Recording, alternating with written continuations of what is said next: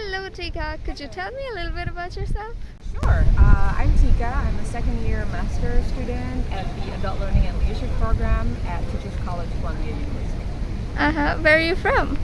I'm from Indonesia. How long have you been in New York? Today it will be 180 days since I arrived in New York. What's your favorite place to visit in New York?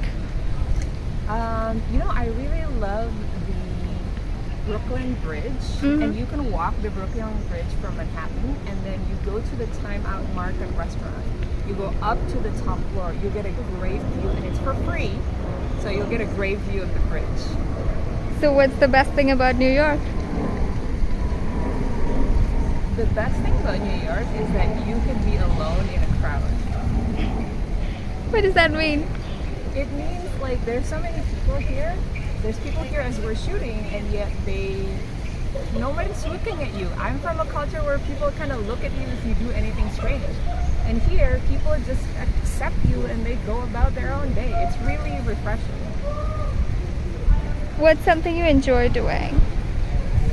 I like to walk around neighborhoods. There's so many different neighborhoods in New York, so I like to walk around and see the old buildings and the new structures and the parks and the plants and all of that.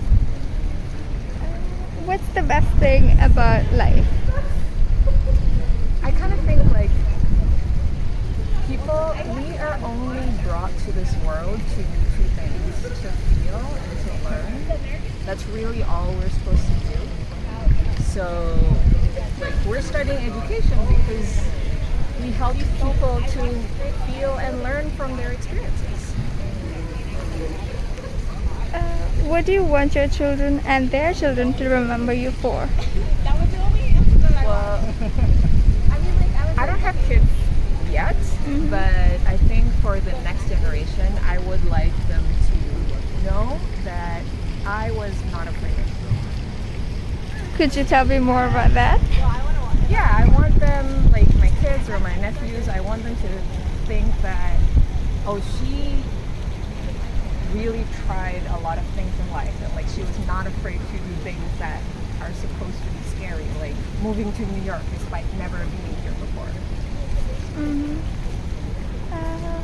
What brings you happiness? Inner peace. I don't have a lot of that, so when I feel at peace with myself, that makes me happy.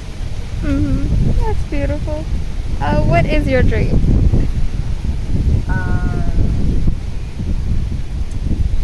To live a peaceful life, but I think on a larger dream, like I'd like to be remembered for having a mastery at something. Like I was really good at something, and I was known for being good at that thing. That's so beautiful. I'm a new girl in town. Do you have any advice for me? Okay, so life in New York is actually easy to figure out, even though it seems intimidating.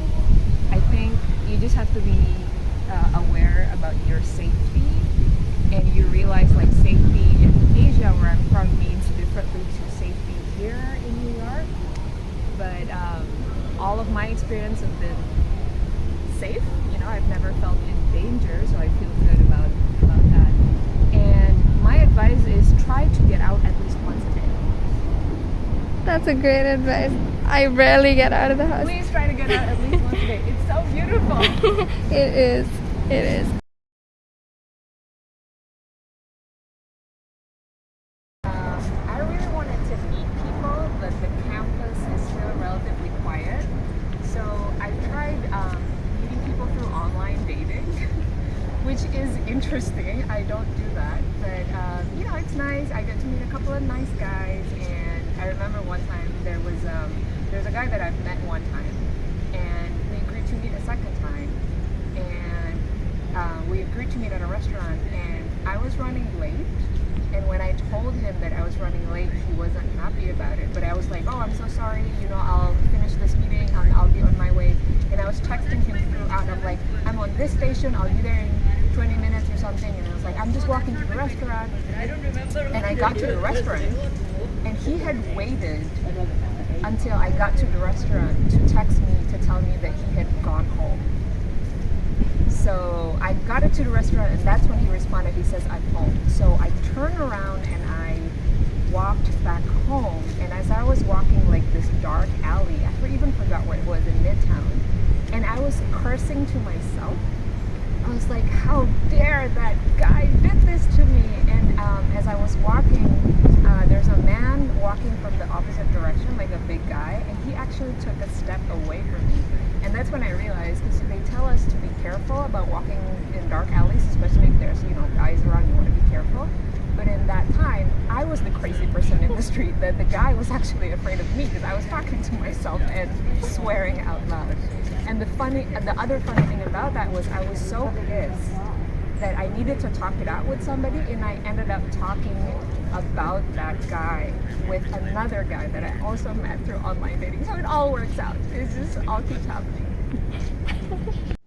Hey Tika, do you have a story of a person who changed your life? Yes. So this is back in Indonesia, and this is a really senior professional who was getting certified for a coaching license, like professional coaching. So he needed coaching hours, right? He needs to practice coaching with people. So I was like, yeah, I'm down. I need coaching. So I was really excited. I was like, oh, I'm gonna get my own business coach. And I was young. I was like 26 at the time. And I made this list of like, this is all the things I want to be working on. Like, I want to be a manager by the time I'm 28, and this and that. Like, I want to travel the world and all of that. And during the meeting, I kept saying these goals, and he kept asking like, okay, is there anything else you want to work on? And I would give my other goal, and he would say, is there anything else you want to work on?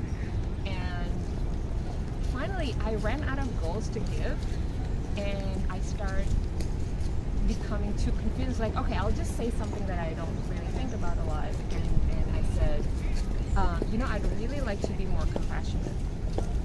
And he said, what does that mean? And I said, people say I'm cold, and I'm like not a warm person because I can't say nice things. So he said, okay, let's work on it. And I said, okay. So he asked me, how do you become a more compassionate person? And I said, I don't know. And I thought he was gonna tell me, but because he was a coach, he was like, well, can you think about some examples where people are being warm? And then he shuts up and doesn't say anything for like 90 seconds, which is really painful. But clearly he wanted an answer from me. So finally I said, well, I think warm people gives compliments to others just because they want to, right? It doesn't seem fake, and it is something that the person is exhibiting that day. It's not something that's came out of nowhere. So he said, okay, that's good. Can you give more compliments to other people? And I said, yeah, I can do that, and he said, can you practice it? So it ended up being like my homework for that next week was that I had to give one compliment a day to my colleagues, and it has to be like a different colleagues every day of the week. And then I have to email him for accountability that I sent my compliment to this person. And here's the thing is, I can't tell my office that it was for a coaching exercise. So they didn't know. And then at the end of the week, we met again, and the person was like, how was that experience for you? And then we got to talk about it, and I was surprised at how, people were nice about it. I thought if I was nice to people, they would be unkind back or be sarcastic or sneer at me, but no, they were all super receptive. And that was interesting for me because that's when I learned, this is what coaching is like as opposed to teaching. Because he didn't tell me how to be a more compassionate person. He just asked me what I think was right, and then he made me practice it. And then he kept me accountable. And then after doing it, the big realization is for me is not how to be nicer, but also I already know how to be nice. I just had to practice it, So, to this day, I kind of still remember it, even though it was like 7 years ago or something. And when people say like, oh, Tika, you're like a nice person, I think back on that person because it was because of him.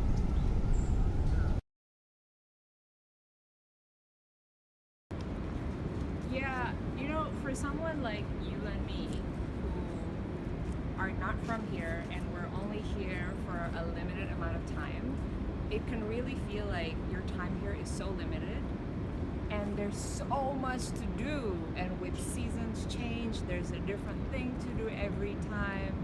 This is Halloween, and then there's gonna be Thanksgiving, and then there's gonna be Christmas, and then there's gonna be New Year, and then there's gonna be the semester. So it can be a bit overwhelming, and thinking like, oh my god, this is the only winter I'm ever going to get in New York, and then I have to go home. That kind of thing. So it's important to feel like you're doing everything. That's why I said my advice was try to get out at least once a day. But at the same time, you need to like take a breath and recognize you're doing as much as you physically can, and